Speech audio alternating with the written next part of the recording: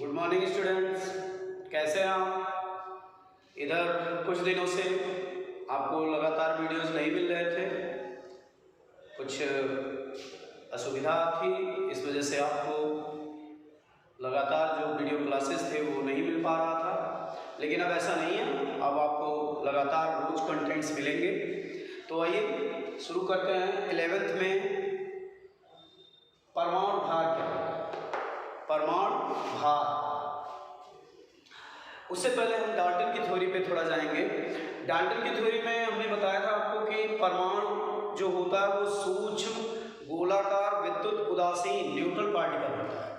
परमाणु सूक्ष्म गोलाकार विद्युत उदासीन कण होता है। विद्युत उदासीन इसलिए कि उसमें नंबर ऑफ इलेक्ट्रॉन्स और नंबर ऑफ प्रोटॉन्स बराबर होते हैं।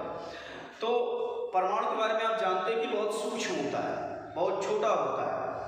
तो परमाणु बहुत सूक्ष्म है, तो इसके द्रव्यमान का मेजरमेंट भी हम जो ज्ञात विधियां हैं इनके द्वारा नहीं कर सकते कि किसी भी विधि से हम उसको मेजरमेंट उसका कर लें, ये संभव नहीं है। इसलिए हम क्या करते हैं कि परमाणु का आपेक्षिक परमाणु भार ज्ञात करते हैं। परमाणु भार न ज्ञात करके हम आपेक्षिक परमाणु भार ज्ञात करते हैं। अब आपेक्षिक परमाणु भार क्या होता है?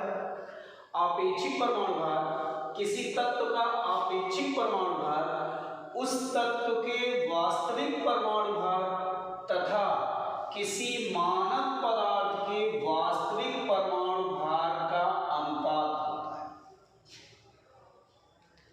किसी तत्व का आपेक्षिक परमाणु भार उस तत्व के एक परमाणु के वास्तविक परमाणु भार और किसी मानक पदार्थ के एक परमाणु के वास्तविक भार का अनुपात होता है। अब मानक पदार्थ यहाँ एक शब्द आया है, मानक। ये मानक पदार्थ क्या होगा? तो 1961 से पहले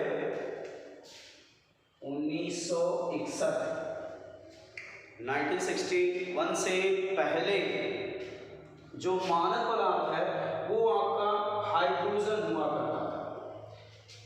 दिए गए पदार्थ के एक परमाणु का वास्तविक भार बटे हाइड्रोजन के एक परमाणु का वास्तविक भार। लेकिन 1961 के बाद IUPAC international union of pure and applied chemistry ने, हिंदी में इसको कहते हैं अंतरराष्ट्रीय रसायनज्ञ संघ ने 1961 में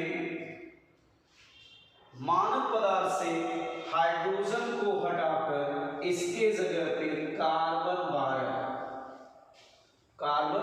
12 प्रयुक्त किया कि अब आपेक्षिक परमाणु भार ज्ञात करने के लिए जो मानक पदार्थ होगा वह हाइड्रोजन नहीं होगा, बल्कि उसके स्थान पर हम क्या प्रयुक्त करेंगे?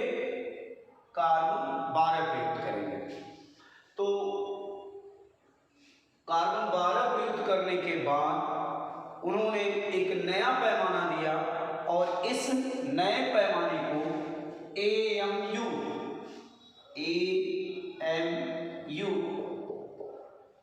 एटॉमिक मास यूनिट या इसे U भी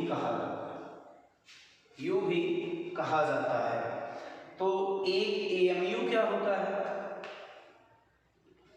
एक AMU क्या होता है? एक AMU वह द्रव्यमान है जो कार्बन 12 के एक परमाणु के द्रव्यमान का 1/12वां भाग होता है। एक AMU एटॉमिक मास यूनिट और 1U एक AMU या एक AMU वह द्रव्यमान है जो कार्बन 12 के एक परमाणु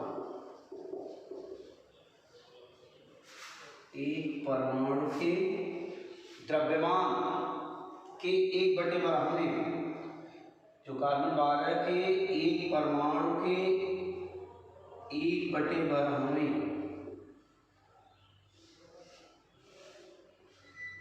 एक परमाणु के द्रव्यमान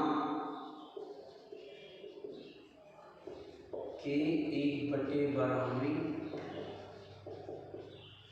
भाग के बराबर होता है। एक AMU, एक एटॉमिक मास यूनिट या AQ वह द्रव्यमान है जो कार्बन 12 के एक परमाणु के द्रव्यमान के 1/12 भाग के बराबर होता है। तो इस प्रकार आपेक्षिक परमाणु भार की जो डिफिनीशन होगी वो चेंज हो जाएगी। दिए गए पदार्थ के एक परमाणु का वास्तविक भार बटे मानक पदार्थ को कार्बन 12 के एक परमाणु का वास्तविक भार, कार्बन 12 के एक परमाणु का वास्तविक भार और इसका 1/12 है, तो इनटू इसे में कर सकते हैं 1/12।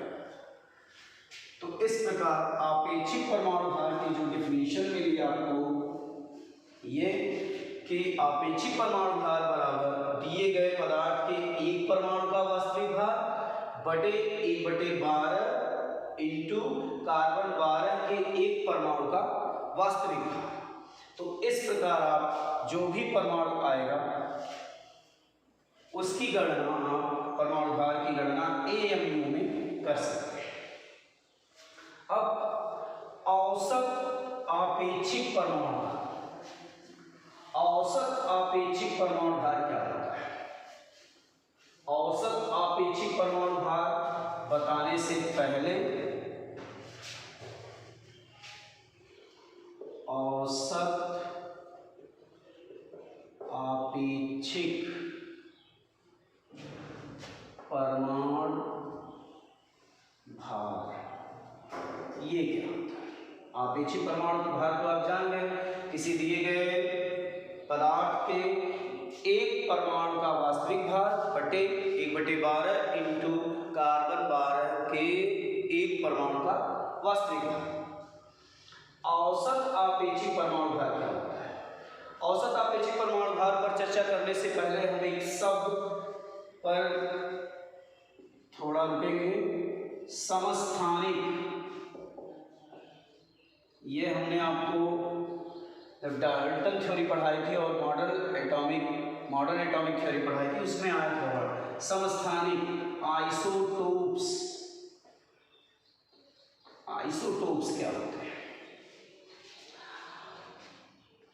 आइसोटोप्स एक ही तत्व के वे परमाणु होते हैं जिनके परमाणु क्रमांक समान परंतु द्रव्यमान संख्याएं जो होती हैं वो भिन्न होती हैं।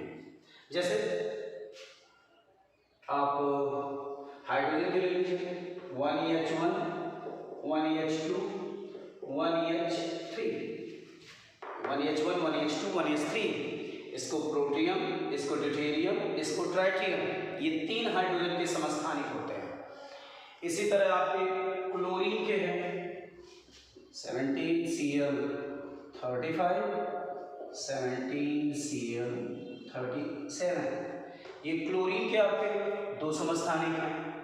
तो एक ही तत्व के वे परमाणु जिनके परमाणु क्रमांक समान, द्रव्यमान संख्याएं भिन्न भिन्न हों, एक दूसरे के समस्थानिक कहलाते हैं।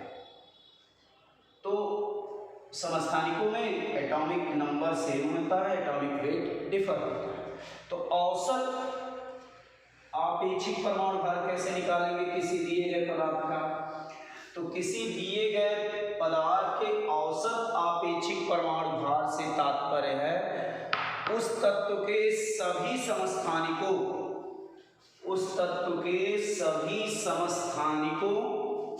के आपेक्षिक परमाणु भारों का औसत। जैसे कार्बन के हैं तो कार्बन 12, कार्बन 13, कार्बन 14, तो कार्बन के 3 समस्थानिक हैं। अब इन तीनों समस्थानिकों का हम आपेक्षिक परमाणु भार निकालें और इनका औसत मेजर करें, तो वही औसत एवरेज निकालेंगे। एवरेज निकालेंगे तो जो एवरेज आएगा वही कहलाएगा औसत आपेक्षिक परमाणु भार। तो औसत आपेक्षिक परमाणु भार की डिफिनीशन क्या हुई? किसी दिए गए पदार्थ के सभी समस्थानिकों, किसी दिए गए परमाणु के सभी समस्थानिकों के आपेक्षिक परमाणु भारों का औसत, आपेक्षिक परमाणु भारों का औसत, उसके जितने भी समस्थानिक होते हैं उन सभी समस्थानिकों के आपेक्षिक परमाणु भारों का औसत, औसत आपेक्षिक परमाणु भार कहलाता है। जैसे क्लोरीन है, क्लोरीन के 2 समस्थानिक हैं, क्लोरीन 35 और क्लोरीन 37।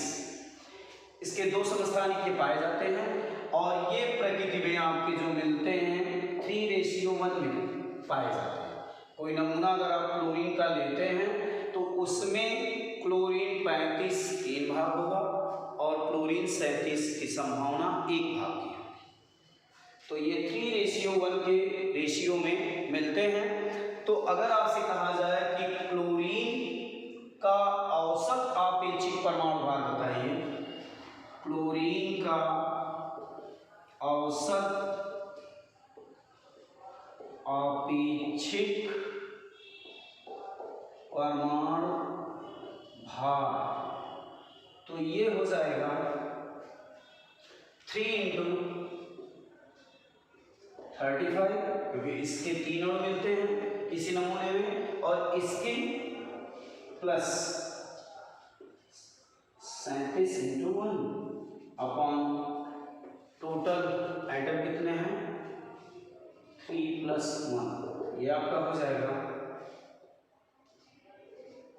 105 + 37 = 4, ये हो जाएगा 142 / 4। अगर हम डिवाइड करेंगे 4 × 3 = 12 और 2 बचा 22 हुआ, 4 × 5 = 20, 10 होने लगा, फिर 4 × 5 = 20। तो क्लोरीन का औसत आपेक्षिक परमाणु भार जो आता है वो होता है कितना 35.5। इस तरह हमको जितने भी तत्वों का परमाणु भार अब तक पता है वो सब उनके वास्तविक परमाणु भार ना होकर के क्या है, औसत आपेक्षिक परमाणु भार है। तो किसी तत्व का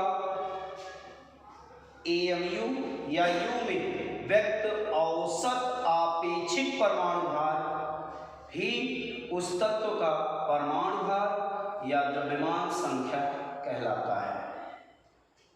इन सारी बातों को केयरफुली नोट करिए और आगे इनको बहुत अच्छे से समझिए, स्टडी करिए इस पे कि हमको जो भी परमाणु भार बताया जाता है किसी तत्व का, वह U में व्यक्त किसी तत्व का परमाणु भार वास्तव में एटॉमिक मास यूनिट में व्यक्त परमाणु द्रव्यमान ही उसका वास्तविक परमाणु द्रव्यमान या परमाणु भार होता है। इसमें इतना ही। अगले के वीडियो में आगे के कंटेंट्स आपको मिलेंगे। इन सारी चीज़ों को कंप्लीट करिए।